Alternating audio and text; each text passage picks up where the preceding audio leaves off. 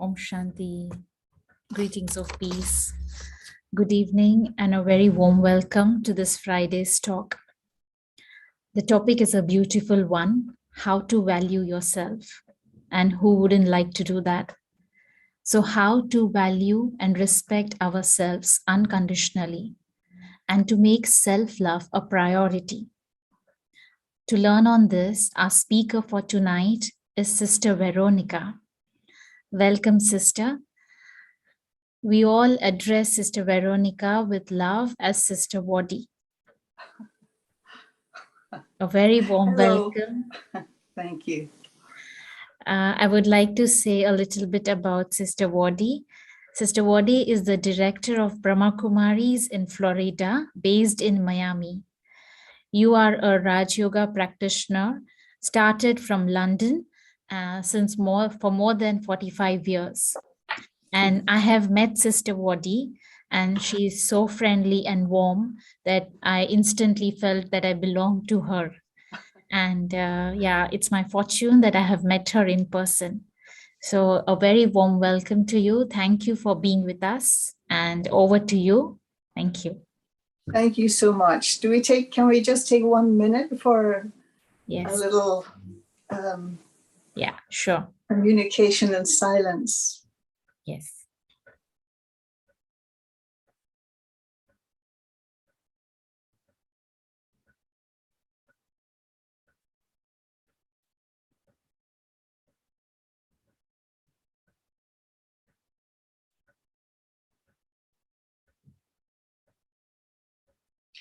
Thank you. It always helps to slow things down. Let's see, everyone's camera's off. This still takes a little getting used to, preferring, of course, to interact with everyone, because even though I may speak to the topic, I also know that everyone else has their understanding of it, their opinion, and more importantly, their experience of it. And so when in a live gathering, there can be an exchange, but perhaps a little bit later on. It's an interesting topic in that, I wonder where the question came from, how to value yourself. Is it part of the present day lexicon, if you like? It certainly would not have been a question that I would have grown up with, although there may have been statements made by parents. They would have questioned, don't you value yourself? Don't you have respect for yourself? And such like. But in the question being asked, perhaps there might be additional bits to it.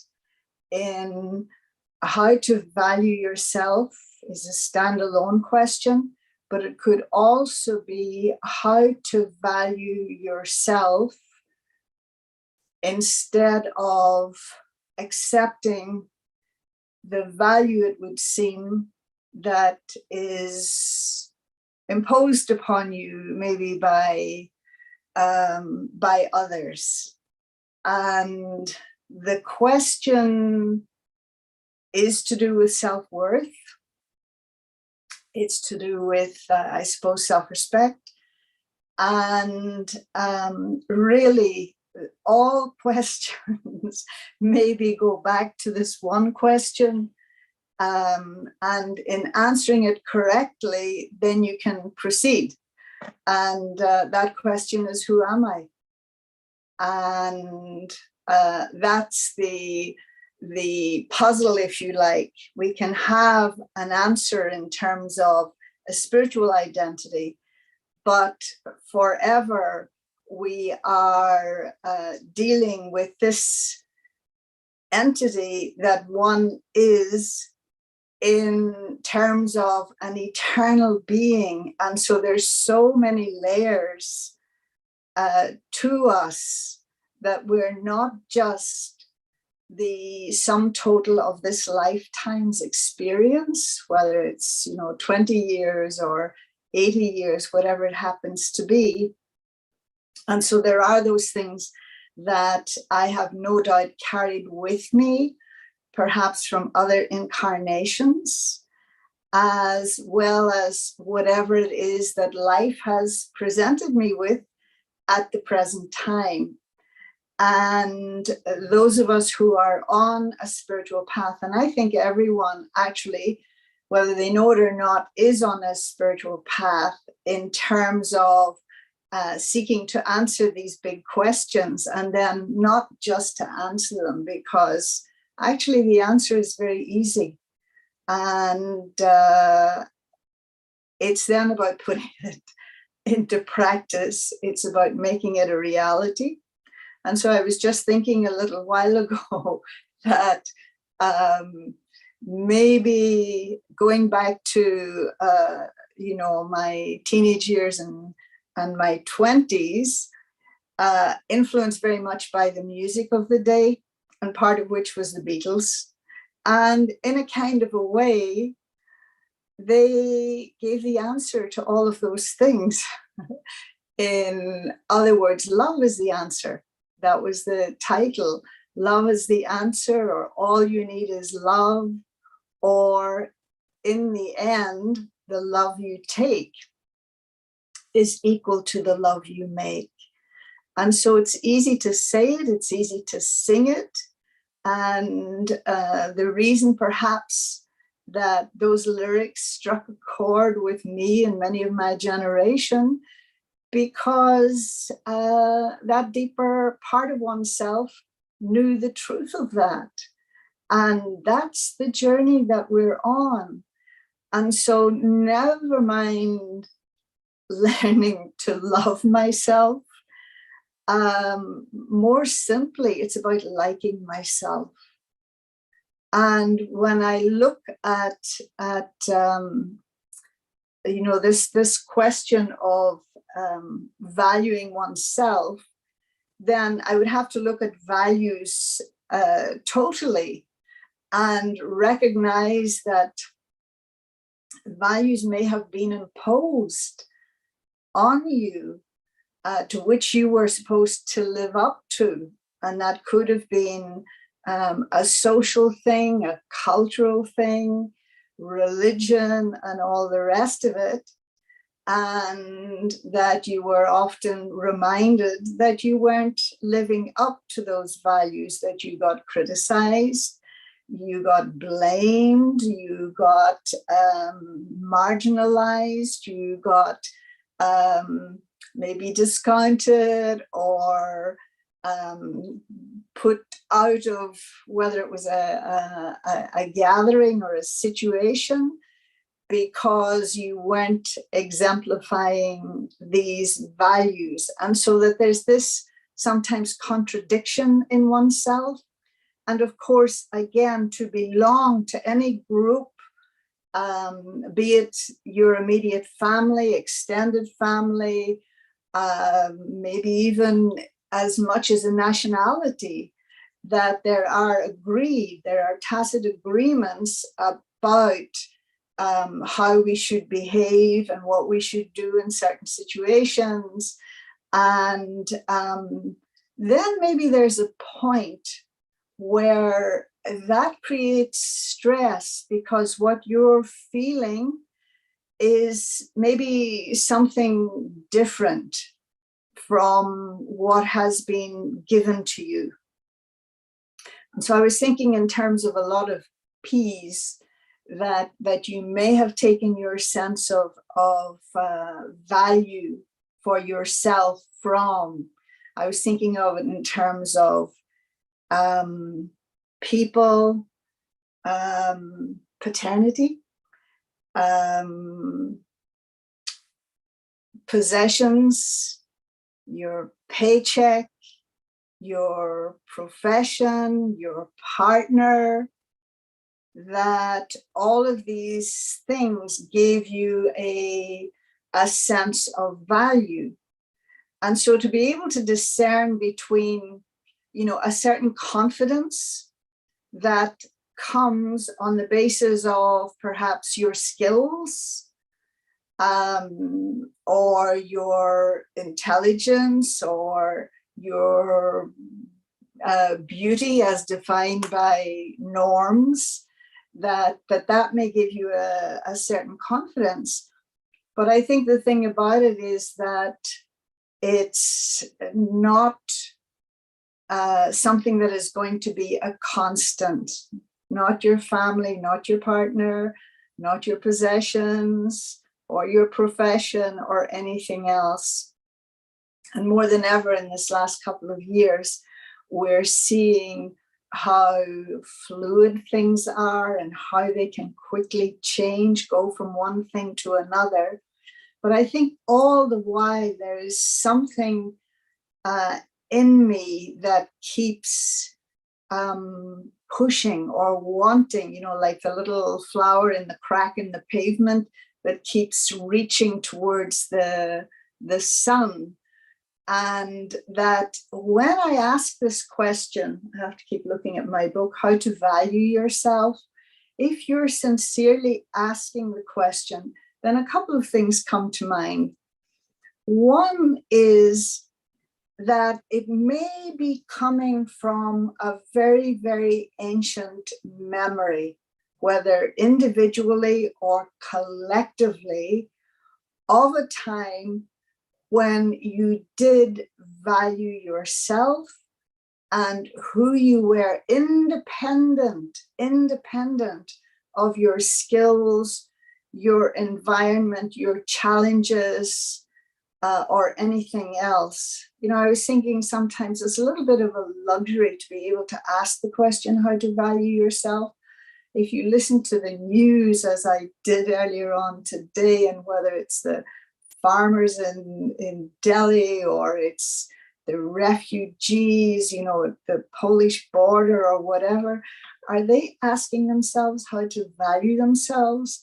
That it's much more about a humanitarian type of thing. And maybe the question is, am I valued just as a human being, or as, a citizen, or whatever else?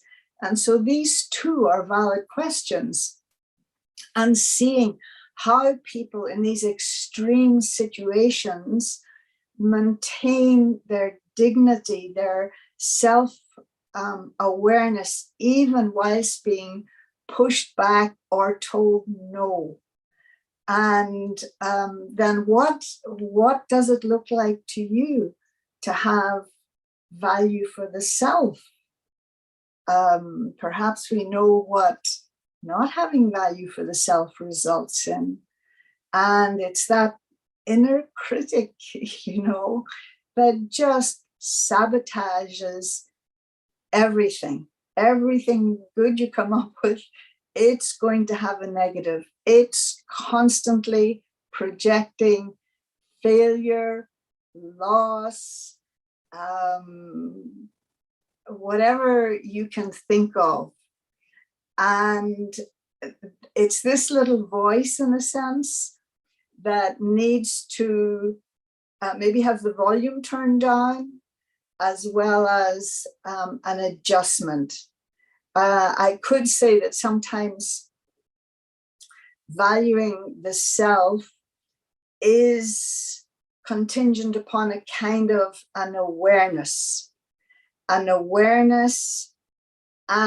if you really are sincere, then you might even be able to acknowledge that critic in your head, that one that always finds you less than somebody else, that is always about comparing. And so it's okay. It's like, yes, this is what's going on in my head. And so there's a level of acceptance of it, but only so that then there can be an adjustment, because it is too painful. It no longer serves me, that there's something else going on. It's like as if there's another energy happening simultaneously that says enough already. You know, in a relationship, it's not even that I dislike the other person for what they've done to me, but I don't like who I've become in the relationship. And so I'm endeavoring to do something about it. And so that even this pain, the acknowledgement of it, the acceptance of it is good, because it's alerting you to something that is not right and that needs attention, that needs whether medication or in extreme cases, an operation. And at the present time, you know, I can look at the world if I choose and think, oh, it's terrible. I don't choose to do that, because I feel that it's kind of like allowing everything to come to the surface, and that the truth of things, and you see people attempting more than ever to not be defined by the old paradigm, by the old value system, and to see to keep seeing and reacting to the differences between themselves and other people, be it in terms of race or culture or religion or whatever else. I think that was one of the things for me growing up.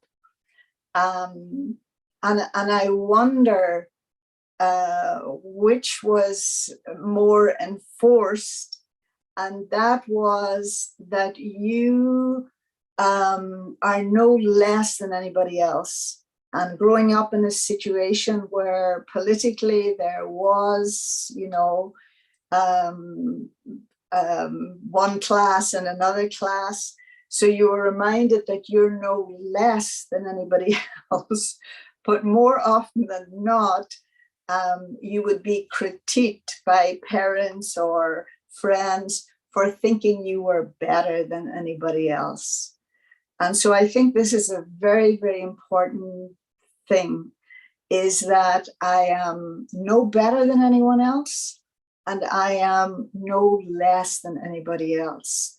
That we are all just a version of the same, not even a question of, you know, how the body is made up, you know, of its molecules and everything else, but even at a different level, at a more subtle level, that we all have the same fears, the same inhibitions, the same insecurities, the same judgmental nature. I'm not saying everyone to the same degree, and some I may have managed to shift and reduce and increase the better ones.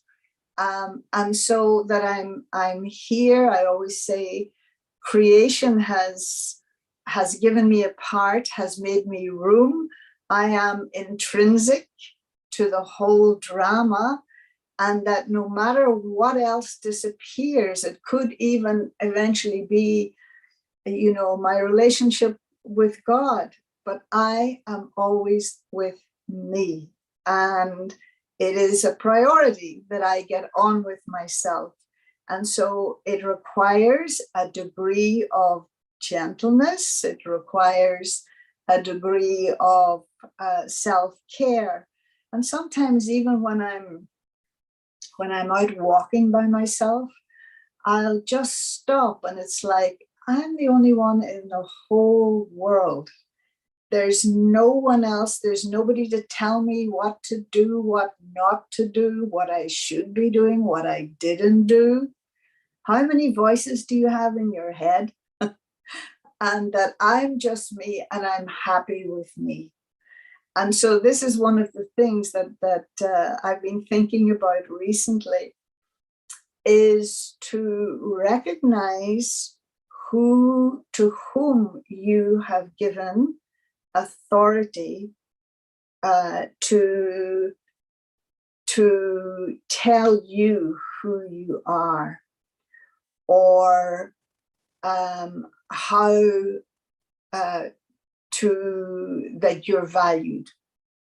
And so there are people in our heads sometimes. It could be family members, it could be an authority figure apart from my own self. And I was thinking of it a little bit like, we're all in a drama. We know that. We're all actors. And every movie or play has a director. And so do you have a director in your head? And so the director, who is directing you? And that director, just like, in a theater situation, they may not care one whit about you as a person. They are only interested in that you say the lines that they have given you, and that you act according to how they want you to act in their drama. And they will then be content. And, that the relationship can sometimes become such that you're not even, and in that situation, of course, you're getting paid, but in life, you're not. And you have sometimes directors, maybe even more than one.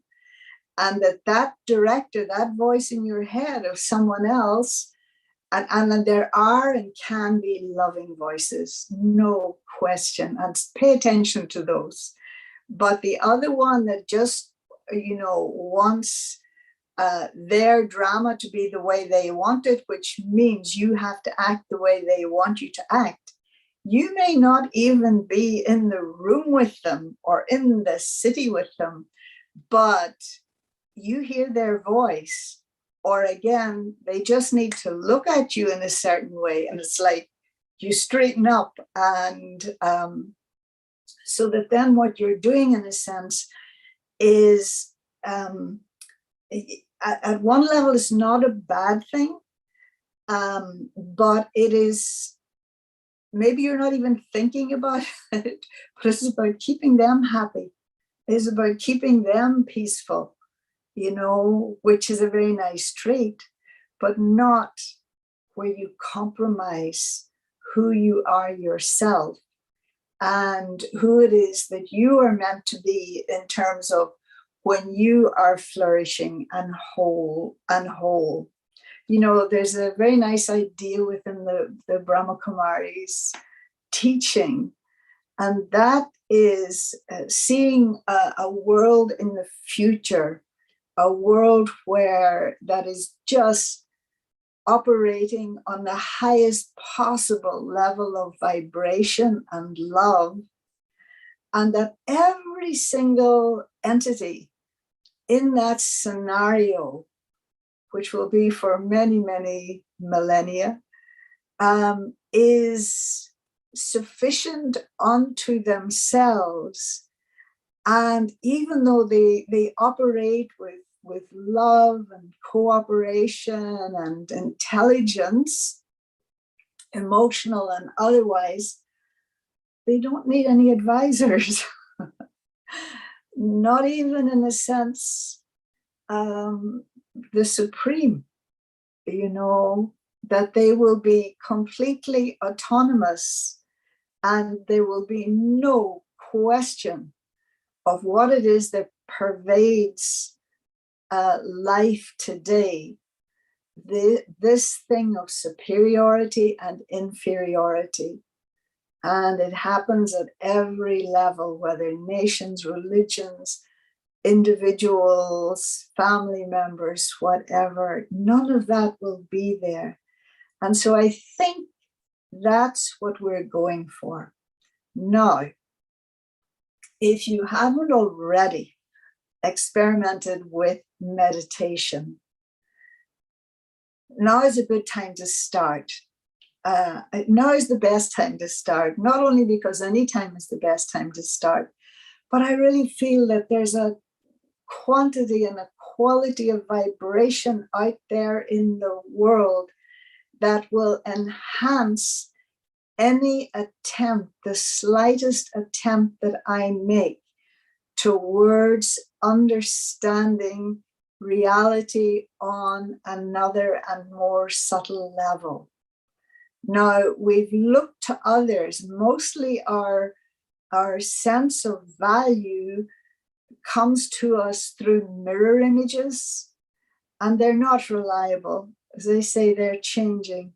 And so in meditation, what happens is the possibility of getting an image of yourself that you have not had before, and with which it is almost impossible to argue, because it is coming from the one who does not get involved in the karmic situations of our mundane world of matter and of density. And it's an invitation to come into another knowing. And it's a knowing that you, although forgotten, have had before. And it will present you to yourself without values that have come from the politics that you're involved in, the gender issues you're involved in, the family dynamic, but it will be not just minus those things. It's kind of magical, really, but it's showing you. It's like getting a trailer, you know, like you get a trailer of an upcoming movie of, at the same time, who you were and who you will be, not just can be, but will be. And then armed with that energy and that image, you look at yourself then in your current situations in a somewhat different way. And so it's like you are cultivating that value for yourself. And in so doing, I think one of the great things that happens is that you start to get a sense of humor about it all. You see the game for what it is and can even be entertained by it rather than feeling defeated by it or made insignificant by it. And so in this way, you begin to participate in the change. And it's all to do with the seeing, a way of seeing, a way of looking. And so no longer, you know, because often this thing of valuing yourself, that it can be like a kitchery of different things. Not only, you know, what has come to you from, you know, your parenting, your education, all of those things, but also what has slipped in there is ego, and that one thing is where there's the poor me, I have no value, I'm not worthy, nobody likes me, I'm super, super, super sensitive. And the other side of it, of course, is the arrogance, because I've used my ego to cover up my sense of not feeling good enough. I remember a situation a good number of years ago where in speaking to someone, and this person was having difficulties with, let me use the expression, the mother superior, which you may be familiar with, but just, superior isn't a good word, but meaning someone who was their senior, more spiritually elevated and everything. So let me call that person the mother superior. And the other one, she was very distressed. She was full of a lot of sorrow and tears and everything. And what she was explaining to me was that the mother superior didn't understand her, didn't appreciate her, and so on and so on. And so I said to her, and I meant it when I said it, I said, I really don't fully understand that, because I had a nice relationship with the mother superior. And so I says, I really don't understand it, why you should be getting such a hard time, and you're so much better than I am. And she instantly agreed with me that she was so much better than I was. And that made me realize, oh dear, the arrogance of one's goodness, And then I realized why she was having, or why it appeared that the mother superior was giving her a hard time. She really wasn't. She was just trying to show her something. And so, as I say, sometimes this lack of value for yourself manifests as ego. And it's sometimes worse because you don't realize it. The pobrecita, the poor me, woe is me. You because there's so much, sorrow, and you're blaming yourself. The thing with the arrogance is you're in sorrow, but you're blaming somebody else. So as long as you're blaming somebody else, you're not going to look at yourself. You're not going to see what you have contributed to the whole thing.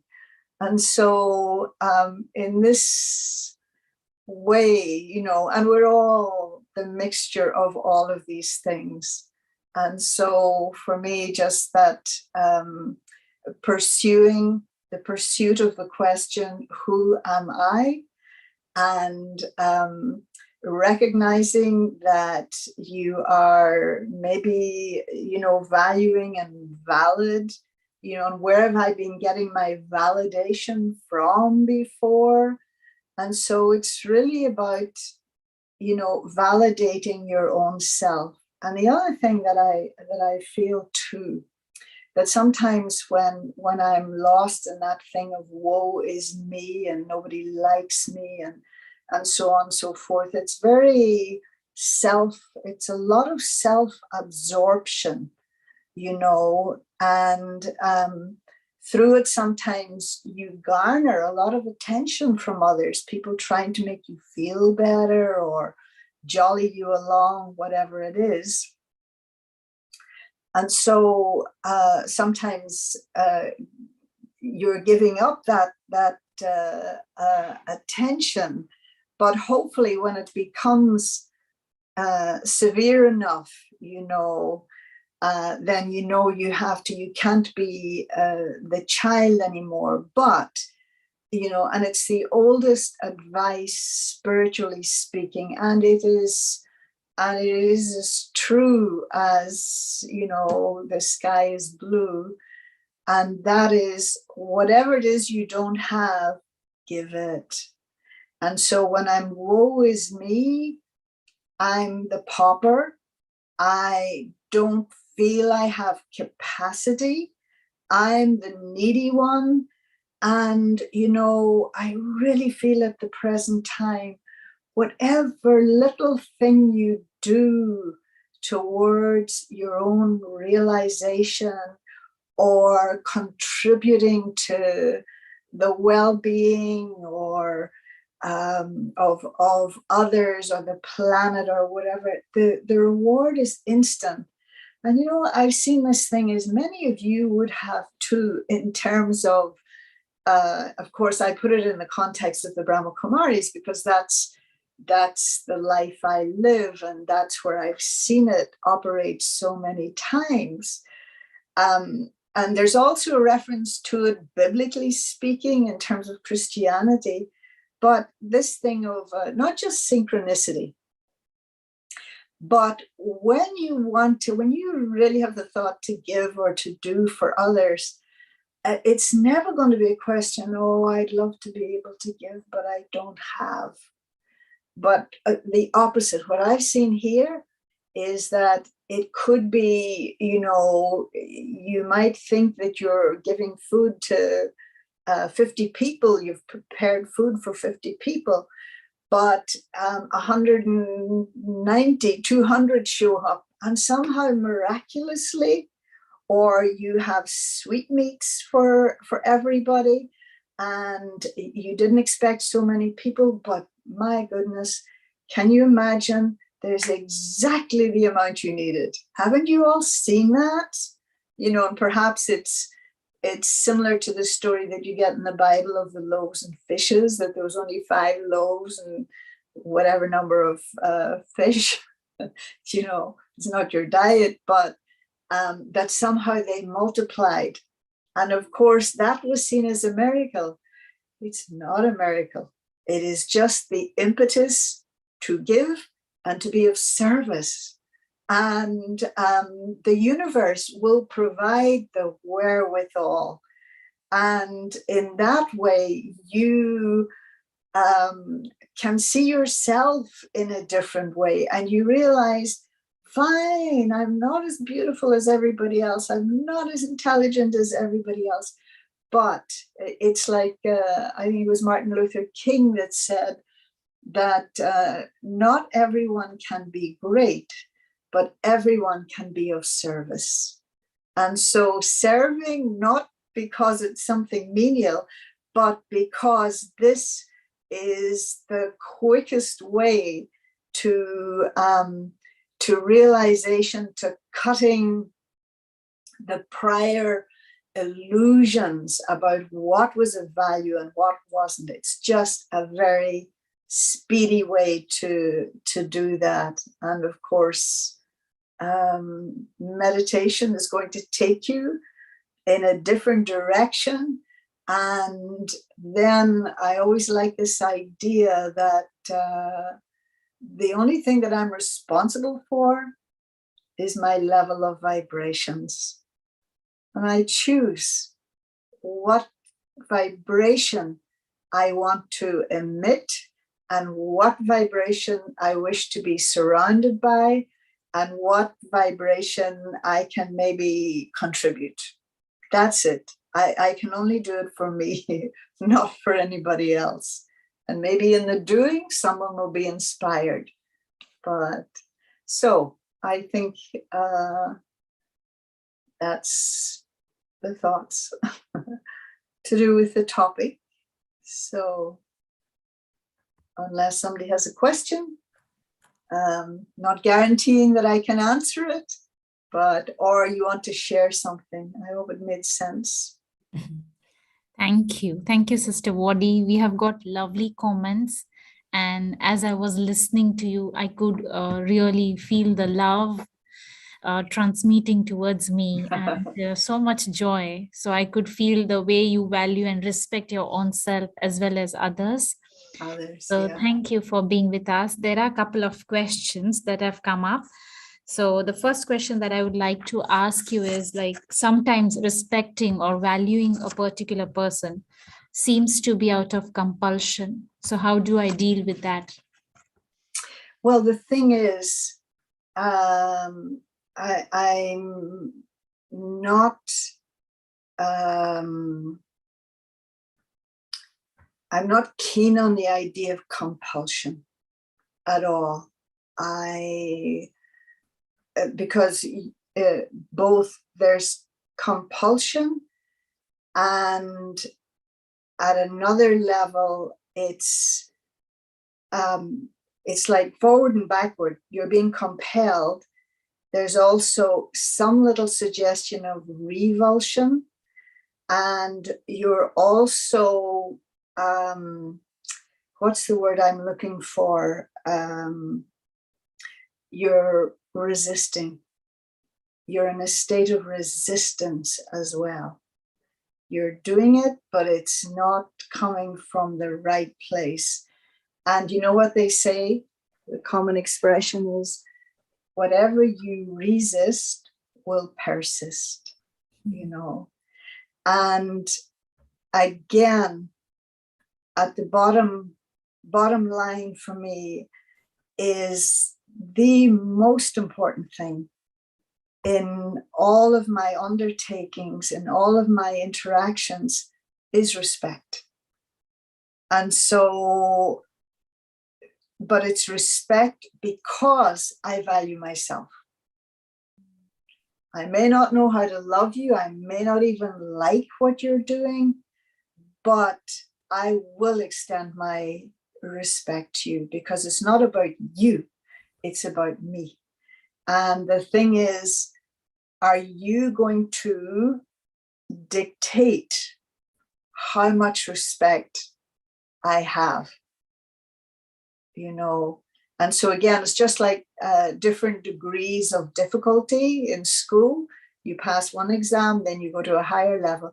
So once again, it's no big deal if you respect the people who respect you, you know, or that are very lovely and very sweet.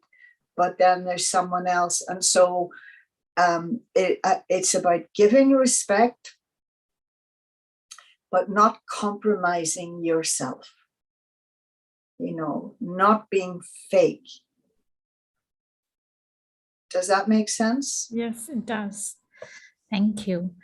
There's another question in the chat box.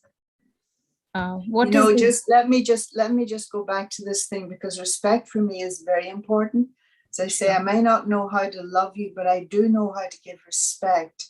Mm-hmm. And at the very first lesson in the Raj Yoga Foundation course, I feel, and I do acknowledge that the teaching is from the highest source possible.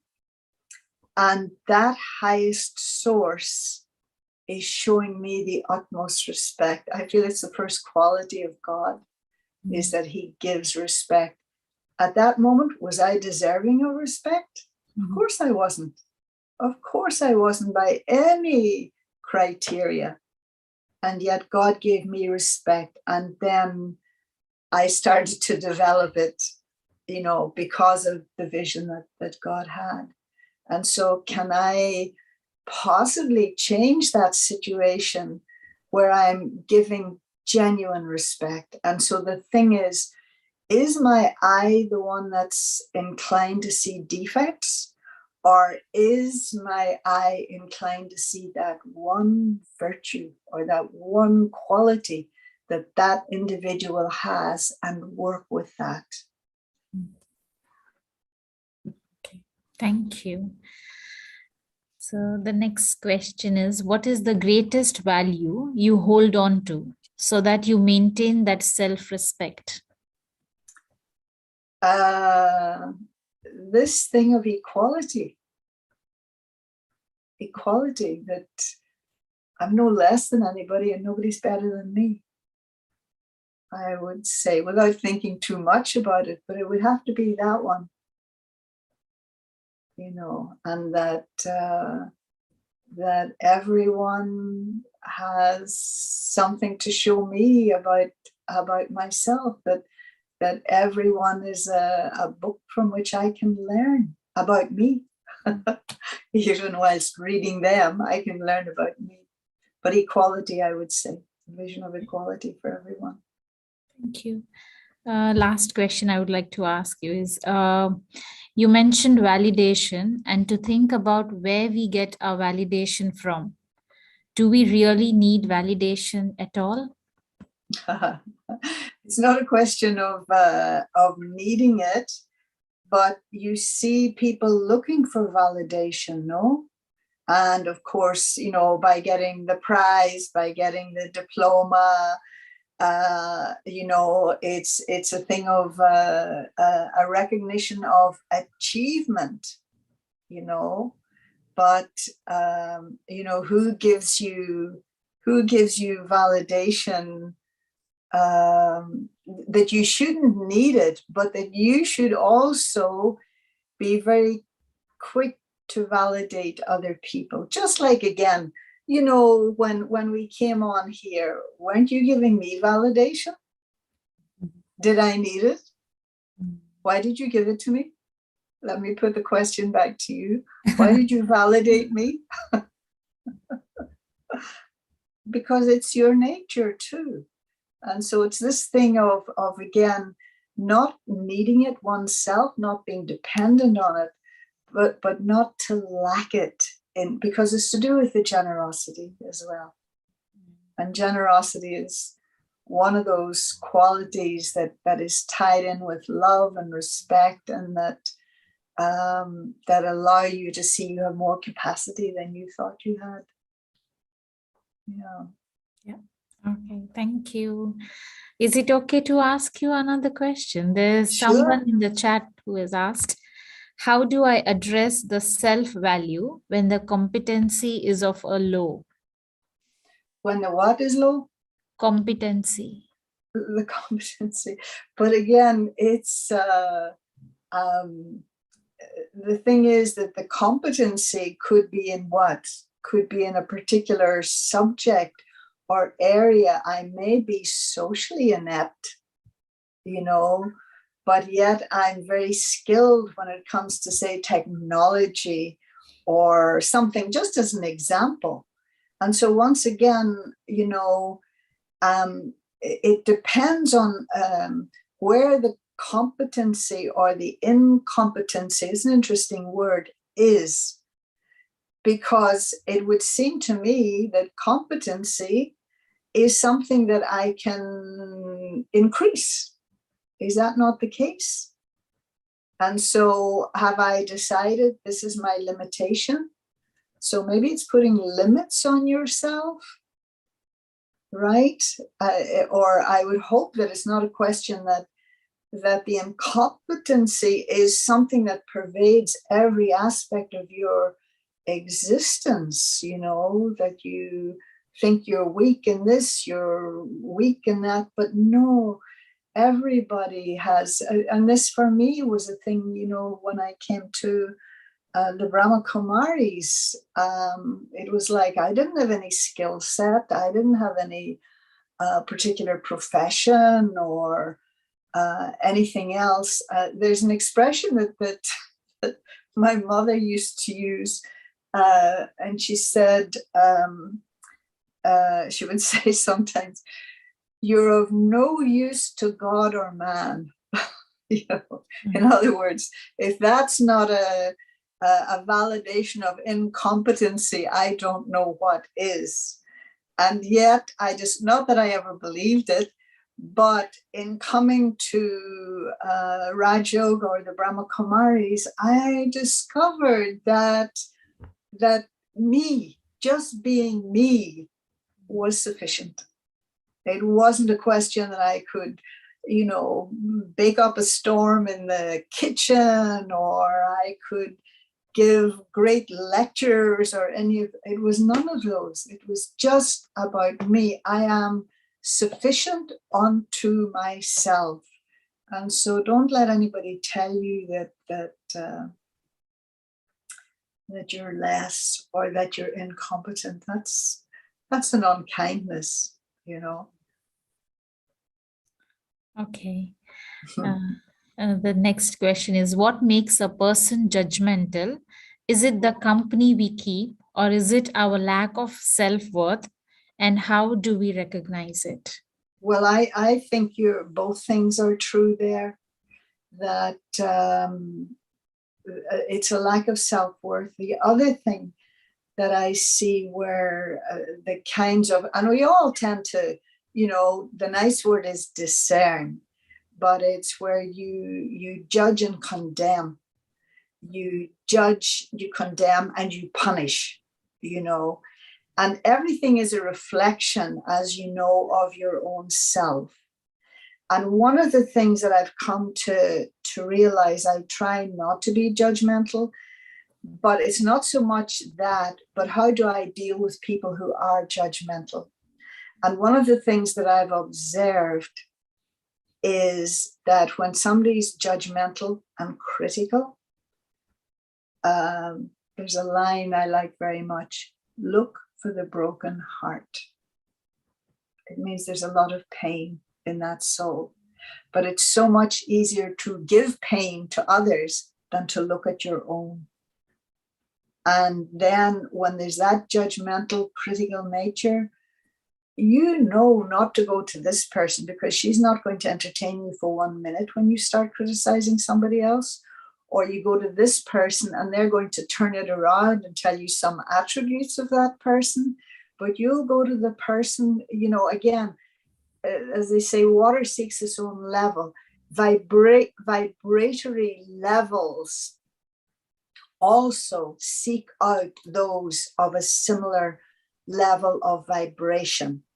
And so either I will go towards those of a higher vibration, wanting, even though I might feel lesser for a moment, but wanting mine to be raised also, or I will become instrumental in pulling theirs down, the crabs in the barrel type of idea. And so to recognize where it's coming from, to acknowledge the pain that has not been acknowledged or resolved. And so it's like I sometimes see people like, where there's these resentments that build up in them, and the word is interesting, like you spell it resent, that you keep sending this hurt, this pain to yourself. They did this to me, they did that to me. This happened 6 months ago, 6 years ago, and they're totally unaware of it, or they may even have apologized, but you're still giving yourself the pain of that.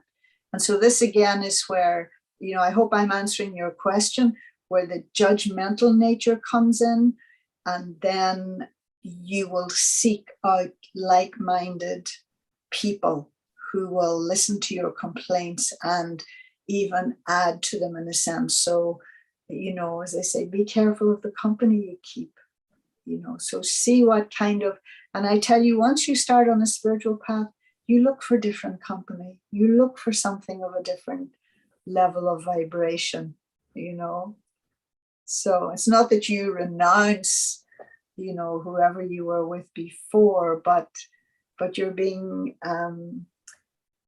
drawn in another direction. Yeah. Okay, one last question. Somebody is asking. You keep saying that. Now, this is the last for sure. They are saying, Sister Wadi, have you any tips on how, once we know theoretically our true value, how to convert that knowledge into a feeling of self-compassion? Oh, I that's know lovely. God loves me, but I cannot feel it.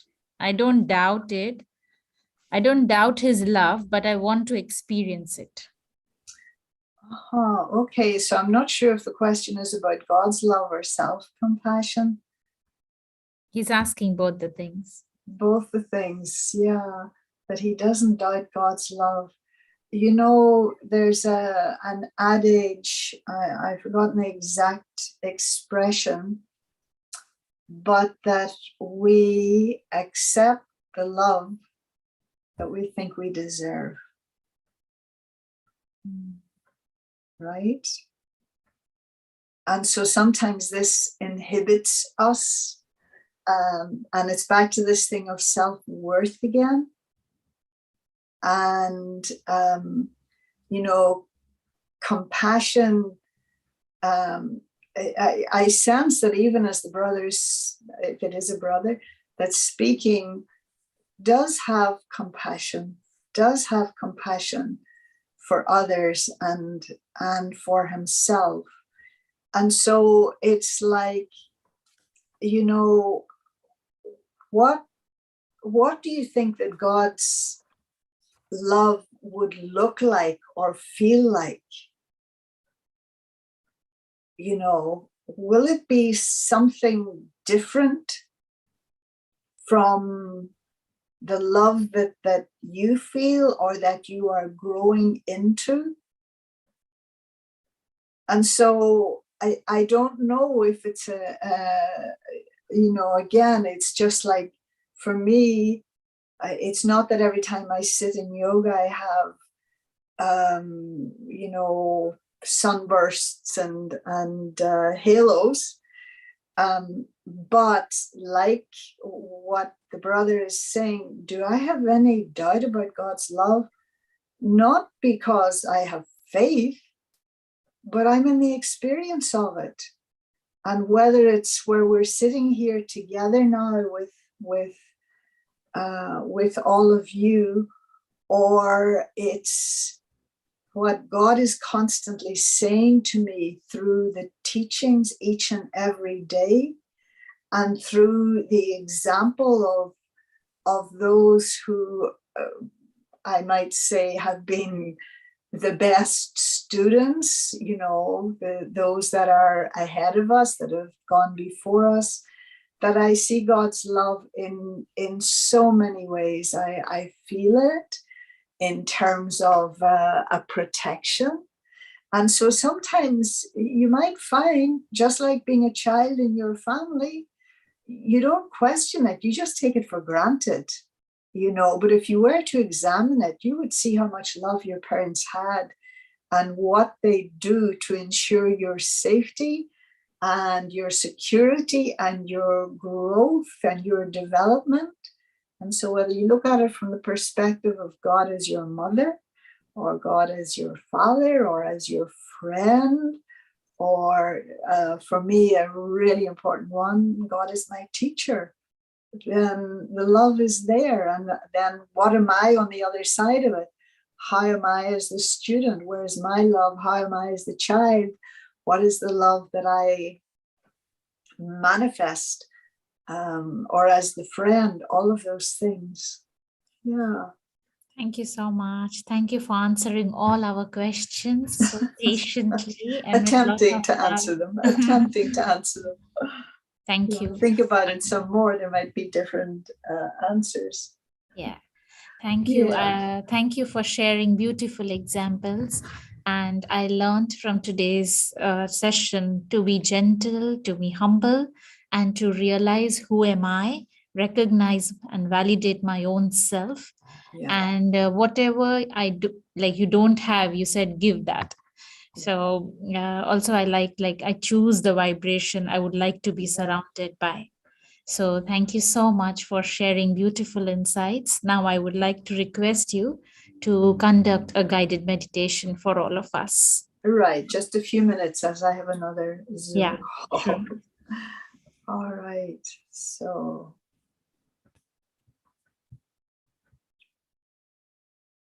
it's like putting down all the weight that's on your shoulders, that you're carrying with you. It's no longer the time. And the universe is aware of you and wishes to assist in your exploration and your reaching for clarity, for truth, for peace, and for your place in the scheme of things. And in just a second, I agree to be free.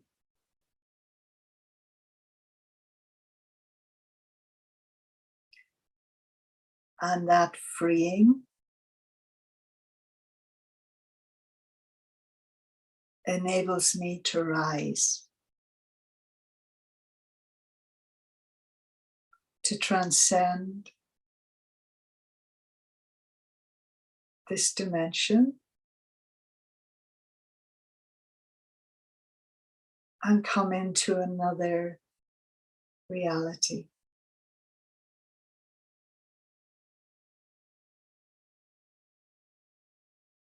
My ears are open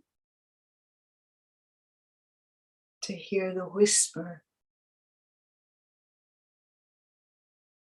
the reminder, you are light, you are radiant,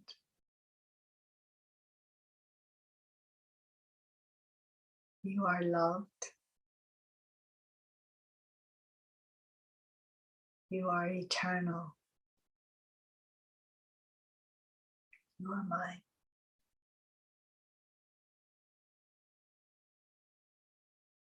And my heart bursts open. No barriers, no other thought.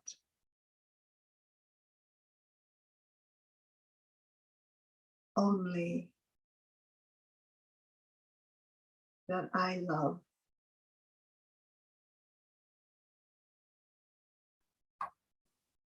And the universe responds. You are loved.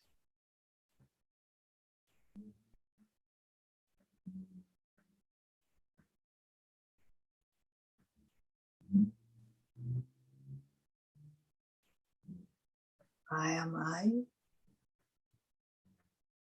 Creation has made me room. And I have a part to play.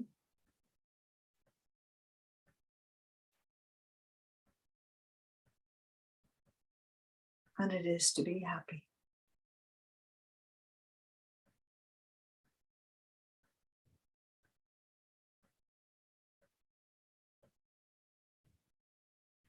Om Shanti. Thank you all.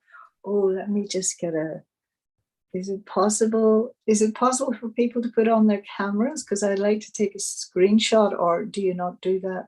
Yes, it is possible. If you don't mind. No, we don't mind. Because then we use it in our Thank you for coming down to UK without any hassle. I'm missing it. You know, it's been too long already. Okay, I've got some people on here. Sue, Ganesh, Manoj. All right. Okay. Thank you so much, everyone. Om Shanti. Thank you, Sister Wadi. Hello, Anne, Anusha, you're there. Okay. Take care, everyone. Linda. Oh, all right. Om Shanti. Bye-bye. Thank you, Om Shanti. Our next week's announcement we would like to make before the audience leaves. I leave, yeah. Yes. Thank you. So thank you, everyone, for joining in. And we would like to let you know about our next week's talk. The topic is living with emotional intelligence. And it's a series that's going on. So being yourself, restoring your natural feelings naturally, daily practices that makes a difference. And the speaker would be Mike George, the well-known author and coach. So next Friday, same time, 7 to 8 p.m. Thank you for joining. Om Shanti and good night.